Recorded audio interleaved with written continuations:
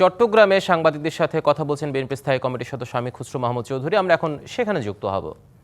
দেখতে পাচ্ছি আমাদের চট্টগ্রাম ১/১১ মূল ক্যাম্পেইন থিম যেটা ছিল, থিমটা ছিল ১১-তে ১১। মানে আমরা ১০-এ ১০ বলি না, আমাদের থিম ছিল ১১-তে ১১।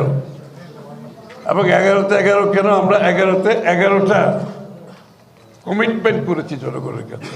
আমরা করেছি কমিটমেন্ট যে আগামীতে যদি আমরা নির্বাচিত হই এখান থেকে, আমরা জনগণের কাছে অঙ্গীকার করেছি ১১টা বিষয়ে। এই জন্য আমরা বলছি আমাদের স্লোগান ছিল ১১-তে ১১। মানে ১১টা অঙ্গীকার আমরা পূরণ করবো ইনশাআল্লাহ আগামীতে। আমি অঙ্গীকারগুলো একটা একটা করে পড়ে শোনাচ্ছি, আপনাদেরকে লিফলেট দেওয়া আছে ইতিমধ্যে, সহজ হবে। এটা আমি খুব তাড়াতাড়ি একটু বলে ফেলছি, কারণ বেশি ডিটেলসে না গিয়ে। প্রথম অঙ্গীকার হচ্ছে আধুনিক জনবান্ধব চিকিৎসা ব্যবস্থা।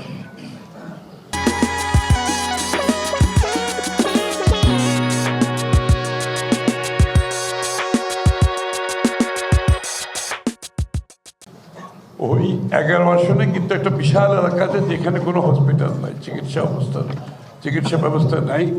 সেই জায়গায় আমরা একটা ১২০০ বেডের একটা হসপিটালের কথা বলেছি, এবং ওই ১২০০ বেডের হসপিটালটা ওই পুরো অঞ্চলকে আশা করি সেবা দিতে সক্ষম হবে। কারণ ১২০০ বেড হসপিটাল অনেক বড় হসপিটাল, এবং এখানে সব ধরনের সেবামূলক কার্যক্রম থাকবে, সব ধরনের, যেহেতু অনেক বড় হসপিটাল হবে ইনশাআল্লাহ।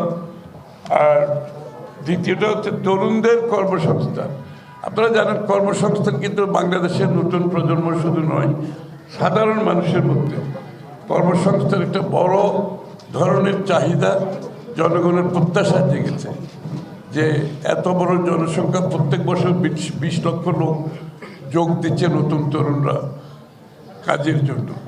এটা আমাদের একটা বড় প্রোগ্রাম বিএনপির পক্ষ থেকে আছে, আপনারা জানেন। ইনশাআল্লাহ আমরা 18 মাসে ১ কোটি কর্মসংস্থানের অঙ্গীকার করেছি।